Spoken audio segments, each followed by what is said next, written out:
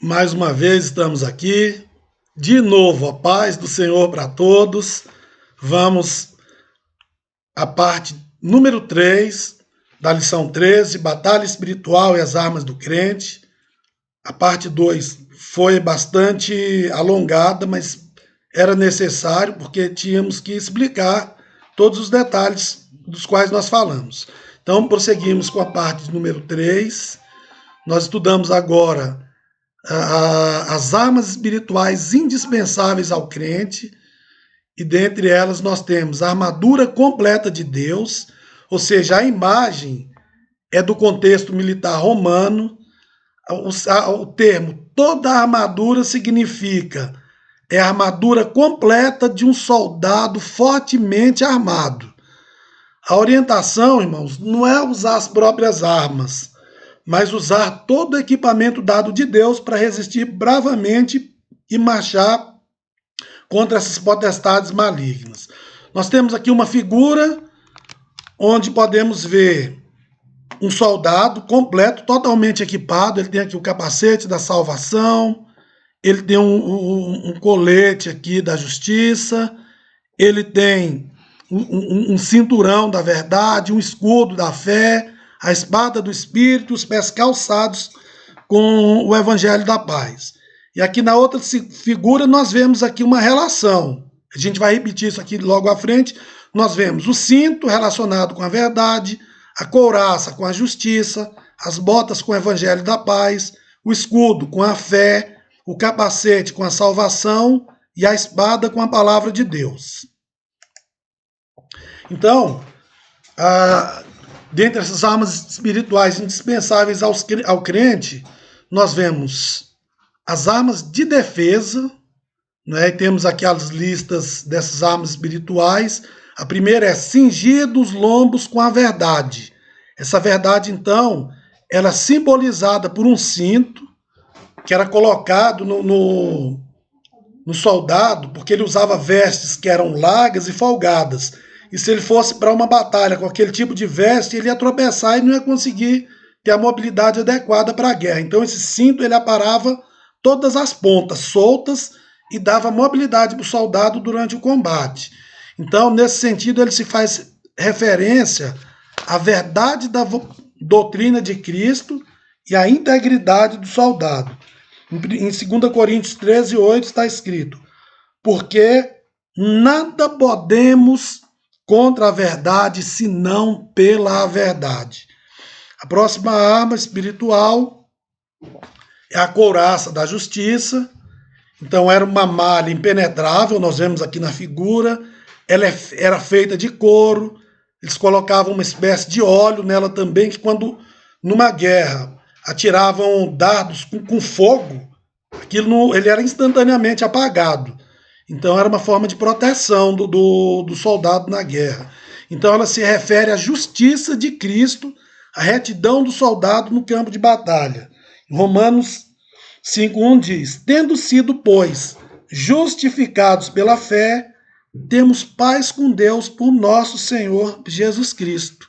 Então, quando se trata da justiça de Cristo, não é a justiça própria do homem, mas é algo que foi imputado por Deus a todo aquele que crê em Jesus. E crendo em Jesus, tendo sido justificados por Jesus, nós podemos ter uma vida reta na presença do Senhor. As armas espirituais indispensáveis ao crente, agora nós vamos para os pés calçados na preparação do evangelho da paz, que está em Efésios 6:15. Então, era uma meia bota feita de couro. Ela tinha pregos aqui nos pés que durante uma batalha ajudava o soldado a se fixar e ficar estável durante a luta. E ela se refere à firmeza que o evangelho proporciona e à prontidão do soldado em testemunhar de Cristo.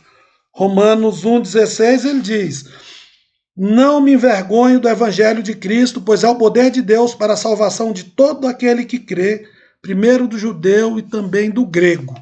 Então ele está com os pés calçados na preparação do evangelho, mostra que você está firme em meio a uma luta e você tem firmeza para pregar a palavra do Senhor. Para continuar, vitorioso na presença de Deus.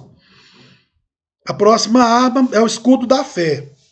Na figura nós vemos aqui um soldado, ele tem as armas, tem até a espada na mão, mas nós vemos aqui ele com um escudo na frente dele.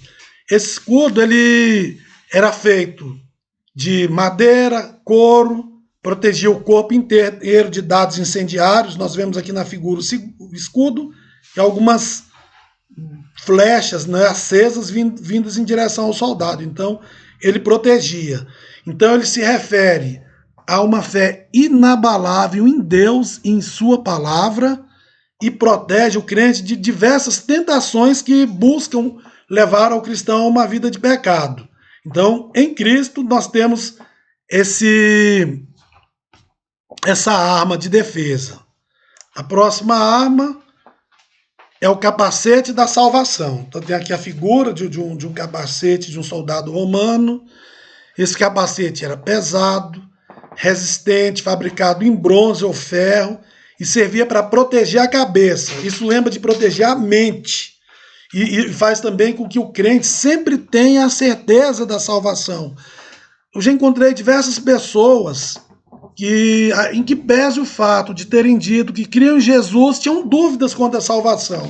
Mas uma coisa é certa, se a pessoa se arrependeu de seus pecados, se creu em Jesus Cristo de todo o coração e se arrependeu de verdade, claro, que o crer em Cristo leva a um arrependimento de verdade, autêntico, então essa pessoa ela tem a mente guiada pelo Espírito Santo de Deus.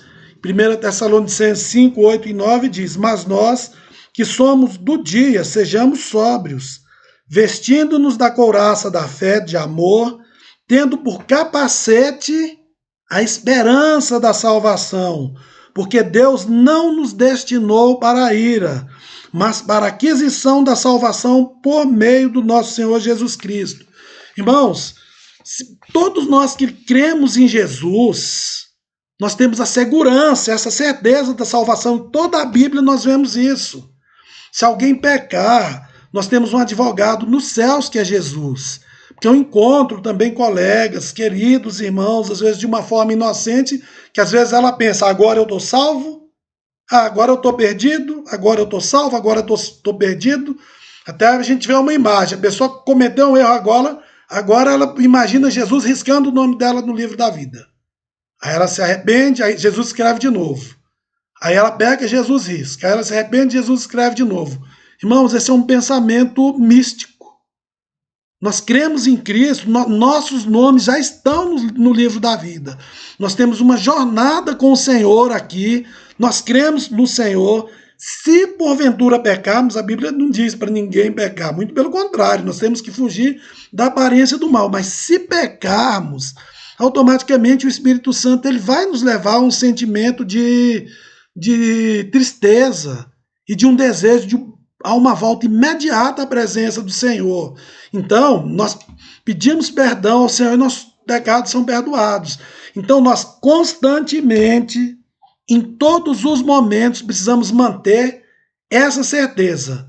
Porque o sangue que Jesus derramou na cruz para nos salvar corresponde a um preço altíssimo que foi pago para salvar todo aquele que nele crê. Então precisamos manter essa certeza da nossa salvação aqui. Então que tenhamos de verdade na nossa mente, na nossa cabeça, esse capacete da salvação. Depois, nós encontramos a espada do Espírito.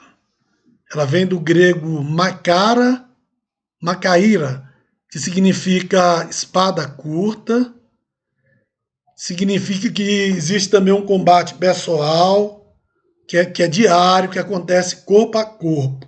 Então a espada do Espírito, ela simboliza a palavra de Deus. A palavra de Deus, ela é inspirada, homens santos de Deus receberam do próprio Deus a inspiração para escrever.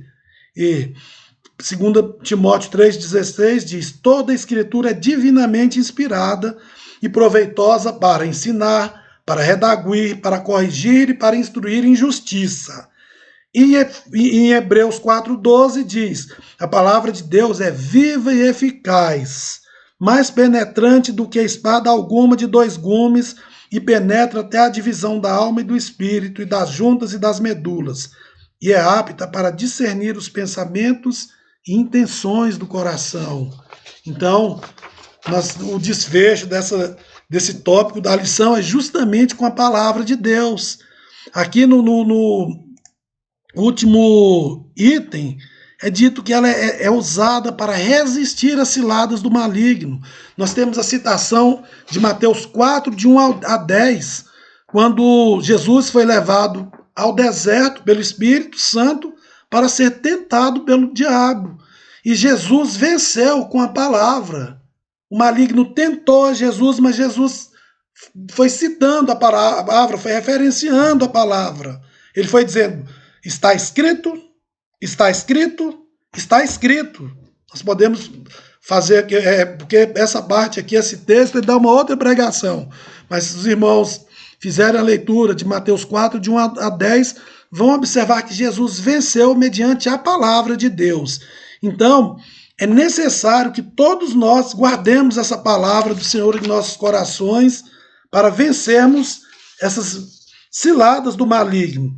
2 Coríntios 4, versículos 3 e 4 diz, mas ainda, se o nosso evangelho está encoberto, para os que se perdem está encoberto, mas nos quais o Deus desse século cegou o entendimento dos incrédulos para que não lhes resplandeça a luz do evangelho de Cristo, que é a imagem de Deus.